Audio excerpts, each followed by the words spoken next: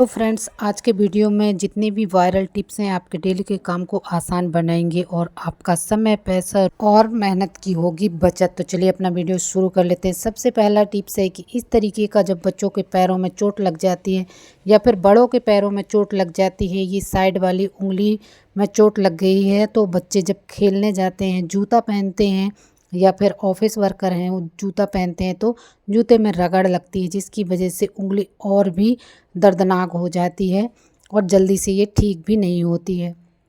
तो आपको लेना है इस तरीके से बैंडेज और इसके दोनों साइड में बीच बीच में कट लगा लेना है, ताकि इसको हम क्रॉस पट्टी की तरह लगा सकें, जिससे कि ये जल्दी से निकले नहीं और अच्छी तरीके से काम करे और जल्दी से हमारी उंगली ठीक हो जाए। तो कुछ इस तरीके से पट्टी को लगा लेना है।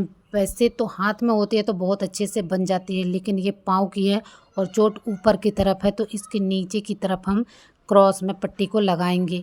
एक अंदर की तरफ लगाएंगे, एक उसके ऊपर बाहर की तरफ लगाएंगे, ताकि ये बढ़िया तरीके से चिपकी रहे, बिल्कुल भी निकले ना। तरीके से पट्टी चिपक जाती है, तो इस तरीके से आप भी अपने चोट पे पट्टी को चिपकाएंगे तो पट्टी बिल्कुल भी नहीं निकलेगी। आपकी चोट ठीक हो जाएगी लेकिन पट्टी नहीं निकलेगी।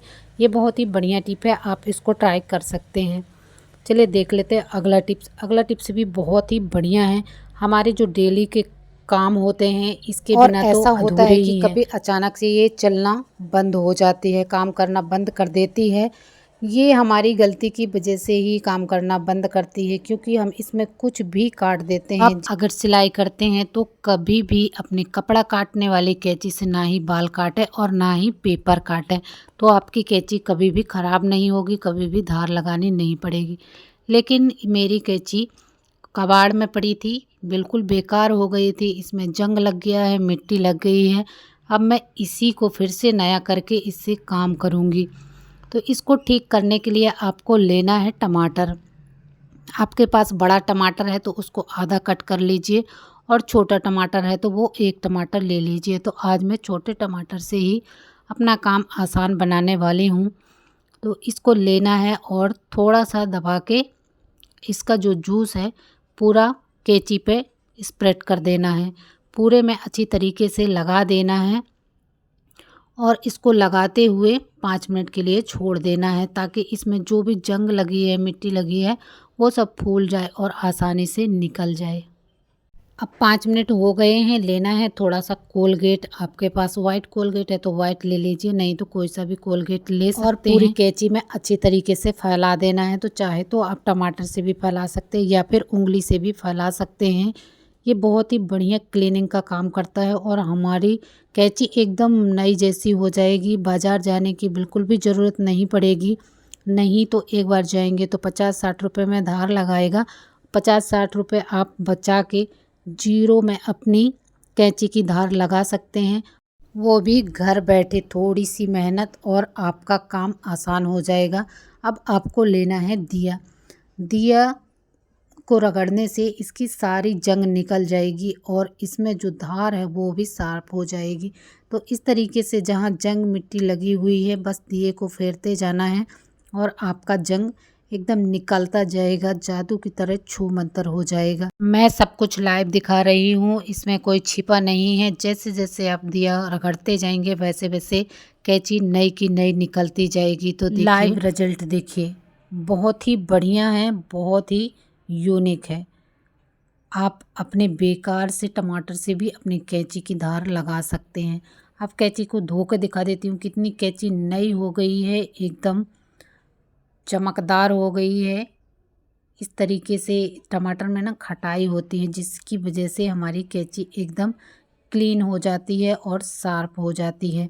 तो इस तरीके से आप अपने कैंची में धार लगा सकते हैं घर पे ही, और ये कोई फेक नहीं है। आप जब ट्राई करेंगे ना खुद तो यकीन हो जाएगा कि ये टमाटर से भी हम कैंची की धार लगा सकते हैं। तो इस तरीके से अभी थोड़ा सा जंग रह गया था तो उसको भी मैंने दिया से हटा लिया।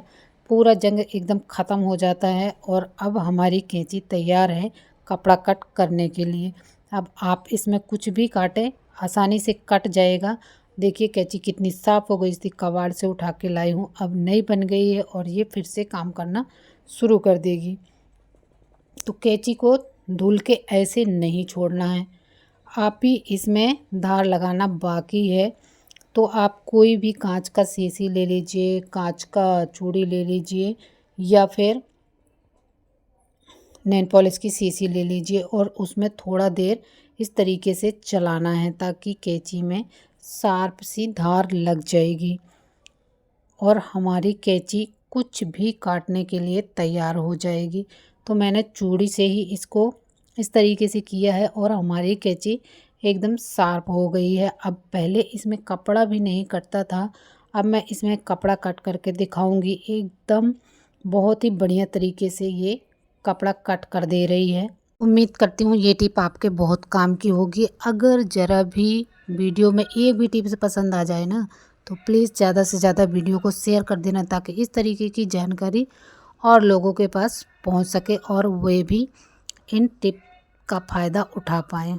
अब कैंची में धार तो लग गई है लेकिन इसको ऐसे बिल्कुल भी नहीं छोड़ना है। कैंची को अच्छे से पोंछना है और उसमें ऑयल कर देना है।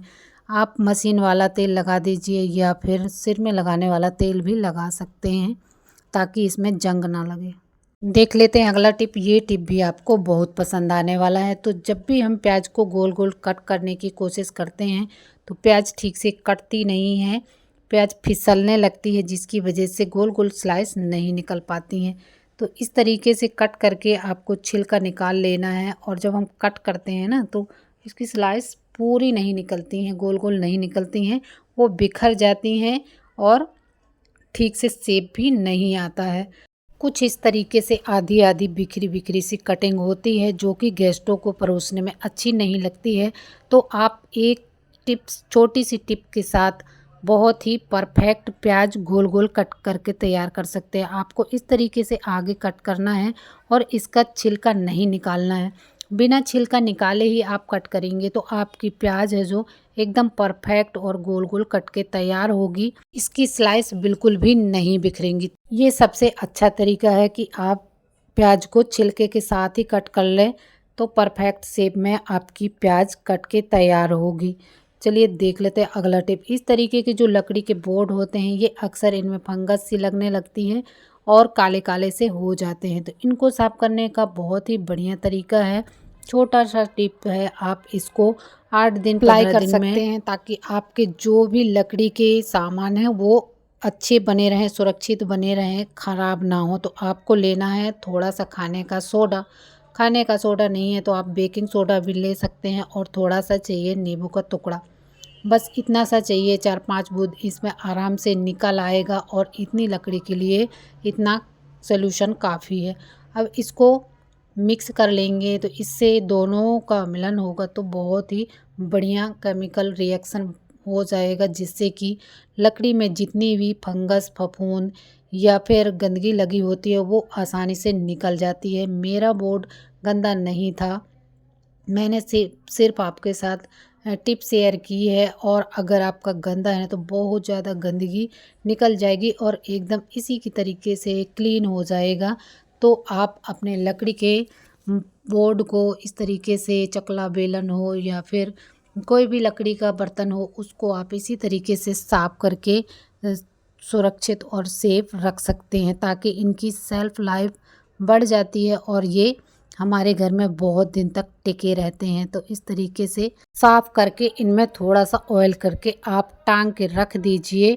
ये कभी भी ख़राब नहीं होंगे, आपके किचन की हमेशा शोभा बनी रहेगी। उम्मीद करती हूँ ये टिप भी आपको पसंद आया होगा और ये पूरे में लगा के ना इसका मैल है जो निकाल के और धुल के जब भी आप पूरी का आटा लगाएं तो उसमें थोड़ा सा चावल का आटा डाल लें। आपकी पूरी एकदम कुरकुरी खस्ता पूरी बनके तैयार होंगी और अंदर से नरम, किसी के दांत में नहीं गड़ेंगी। जिसके दांत नहीं है, बूढ़े हों या बच्चे हों, वो भी आराम से इन पूरियों को खा पाएंगे। और आप कहीं ट्रबल में ले जा रहे हैं तो 2-3 दिन इन पूरियों को आराम से इंजॉय कर पाएंगे। बहुत ही बढ़िया टिप है। इनमें आटा गूँथते टाइम एक्स्ट्रा तेल डालने की बिल्कुल भी ज़रूरत नहीं है, बस थोड़ा सा चावल का आटा काम कर जाता है हमारे ऑयल का। तो एक्स्ट्रा ऑयल खाना भी नहीं पड़ता और चावल का आटा डाल लिया तो हमारी पूरी नरम और खुश्क भी बनके तैयार हो जाती हैं। तो ये बहुत ही बढ़िया टिप है। आप अगला टिप है, जब भी आप साबूदाना बनाएं, चाहे खीर बनाएं चाहे खिचड़ी बनाएं, इसको 2 पानी से अच्छी तरीके से धो के ही बनाएं, क्योंकि इसमें जितनी भी गंदगी रहती है धुलाई करने से वो सारी निकल जाती है। जिस धोने से हमारा साबूदाना बहुत ही प्योर हो जाता है और शुद्धता के साथ बनता है। क्योंकि ये साबूदाना मिलों में बनता है, जिससे कि नीचे ज़मीन में भी डाल देते हैं, इधर उधर डाल देते हैं, तो उस तरीके की गंदगी धोने से निकल जाती है। चलिए देख लेते हैं अगला टिप। जब भी तेल को आप गर्म करते हैं, इसमें अगर 1-2 बूंद पानी रहता है तो ये चिड़चिड़ाता रहता है और हमारे ऊपर ही छींटे आते हैं, जिसकी वजह से हमारे ऊपर जो छींटे पड़ते हैं ना, वहाँ जल जाता है, काले काले डॉट पड़ जाते हैं। तो आपका तेल में अगर 1-2 बूंद पानी है तो आप बिल्कुल भी ना घबराएं। आपको लेना है थोड़ा सा नमक और गर्म होने से पहले, चिड़चिड़ाने से पहले ही डाल देना है। तो तेल बिल्कुल भी नहीं चिड़चिड़ाएगा, इधर उधर छिटकेगा भी नहीं, वो अपने आप ही धीरे धीरे गर्म होते होते शांत हो जाएगा। ये बहुत ही बढ़िया टिप है। कई बार हम बिगिनर होते हैं तो पता नहीं होता है, जिसकी वजह से हम जल जाते देख लेते हैं हैं। अगला टिप। इस तरीके के जो डिब्बे होते हैं, धूप का डिब्बा है, इनको हम यूं ही यूज करके फेंक दिया करते हैं, लेकिन ये बहुत ही अच्छे होते हैं, हार्ड होते हैं। इनका अगर हम यूज़ लेना चाहें तो ले सकते हैं और ये बहुत ही काफ़ी दिन तक चल जाते हैं। तो इसको लेना है और इसके बीच में करना है एक छेद, ताकि हम इसको ऊपर नीचे से बंद कर देंगे, तब भी इसका बीच से काम चलता रहेगा। हम कंघी करते हैं अक्सर और हमारे बहुत बाल टूटते हैं, जिसकी वजह से पूरे घर में फैले रहते हैं। तो आज से आप कंघी एक ही जगह बैठ के करेंगे और जितना भी बाल गिरेगा उनको इकट्ठा करके एक डिब्बे में इकट्ठा कर देंगे, ताकि पूरे घर में बाल फैला नहीं रहेगा और एक ही जगह व्यवस्थित बाल हो जाएगा। तो इस तरीके का टूल बना के आप अपने घर में अपनी कंघी करने की जगह में टांग सकते हैं। इसको थोड़ा सा सजा लीजिए ताकि ये देखने में अच्छा लगे और किसी को ये पता ना चले कि इसमें इन्होंने बाल रखे हैं। ये एक बहुत ही बढ़िया सा टूल बन के तैयार हो जाएगा और देखने में भी ये काफ़ी सुंदर लगता है कुछ इस तरीके से। अब अपने मिरर के साइड में खीला गाड़ लीजिए या फिर डबल साइडेड टेप ले लीजिए और इसको चिपका दीजिए। किसी को पता नहीं चलेगा कि इसमें क्या रखा है और आपका बहुत ही बढ़िया सा DIY टूल, हैक्स, जो भी बोले आप, वो बन के तैयार हो जाएगा। अगला टिप भी आपको बहुत पसंद आने वाला है। तो जब भी हम मूंगफली भूंजते हैं तो इनका छिलका ना हम उड़ाते रहते हैं इधर उधर, लेकिन इस तरीके की टोकरी लेके अगर आप छान लेते हैं तो छिलका इधर उधर बिल्कुल भी नहीं जाएगा, एक ही जगह गिरेगा और आपका मूंगफली पूरा निकल के टोकरी में आ जाएगा। अगला टिप है कि जब भी आप चावल पकाएं तो थोड़ा सा तेल उसमें ज़रूर डालें। आपका चावल है जो बिल्कुल भी नहीं चिपकेगा, एकदम खिला खिला बनेगा। अगला टिप है, जो भी सॉस के बोतल होते हैं, जैम के बोतल होते हैं, उनके स्टिकर छुटाना काफ़ी मुश्किल वाला काम होता है, वो जल्दी से छूटते नहीं हैं। तो आपको लेना है गर्म पानी, गुनगुना पानी ले लीजिए और उसमें 10 मिनट के लिए इस बोतल को छोड़ दीजिए। बहुत ही बढ़िया तरीके से ये स्टिकर निकल जाता है, एक भी गोंद नहीं लगी रहती है और हमारा काम किचन में करते करते ही हमारे कंटेनर भी साफ़ हो जाते हैं। तो आप बिना मेहनत किए, बिना देरी किए इस काम को जल्दी से कर सकते हैं और ये जल्दी से साफ़ हो जाते हैं सिर्फ 2 मिनट में। बिल्कुल भी ज़्यादा टाइम नहीं लगता है, सिर्फ 5 मिनट भिगो दीजिए और फिर इस तरीके से हाथ लगाते हुए या फिर स्क्रबर लगाते हुए आप साफ़ कर लीजिए। कंटेनर 2 मिनट में साफ़ होकर तैयार हो जाता है, फिर धूप में सुखा लीजिए। टिप भी बहुत ही बढ़िया है कि इस तरीके के छोटे आलू को छीलना काटना बहुत ही मुश्किल होता है, तो इनको आपको उबाल लेना है और इस तरीके से इस छन्नी में रखना है और दबा देना है। सारा छिलका बाहर आ जाएगा और आपका आलू मैश हो जाएगा, या फिर कट करना चाहते हैं तो कट हो जाएगा और 2 मिनट में आलू छिलकर मैश होकर कटकर तैयार है। ये टिप्स अपना के आप अपने काम को आसान बना सकते हैं और अपने समय और मेहनत की बचत भी कर सकते हैं। तो देखिए कितने जल्दी हमारा आलू सारा कट के छिल के तैयार हो गया। तो इसी तरीके से आप ढेर सारा आलू कट करके छील के तैयार कर सकते हैं बगैर मेहनत के। अगला टिप है कि इस तरीके के पापड़ जब भी हम तेल में फ्राई करते हैं तो ज़्यादा तेल की ज़रूरत पड़ती है, क्योंकि ये पापड़ बड़े बड़े होते हैं, लेकिन इनको बीच से तोड़ लेंगे तो आपको ज़्यादा तेल की ज़रूरत नहीं पड़ेगी, थोड़े से तेल में आपका काम हो जाएगा।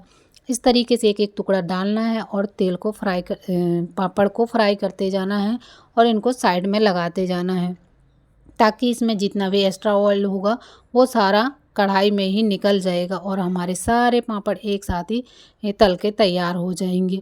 आप चाहें तो इनको चिमटे से पकड़ के भी फ्राई करके जल्दी जल्दी निकाल सकते हैं। उसमें भी तेल ज़्यादा नहीं लगा रहता पापड़ में, और जितना भी तेल होता है वो सारा कढ़ाई में ही गिर जाता है और हमारा पापड़ बाहर आ जाता है।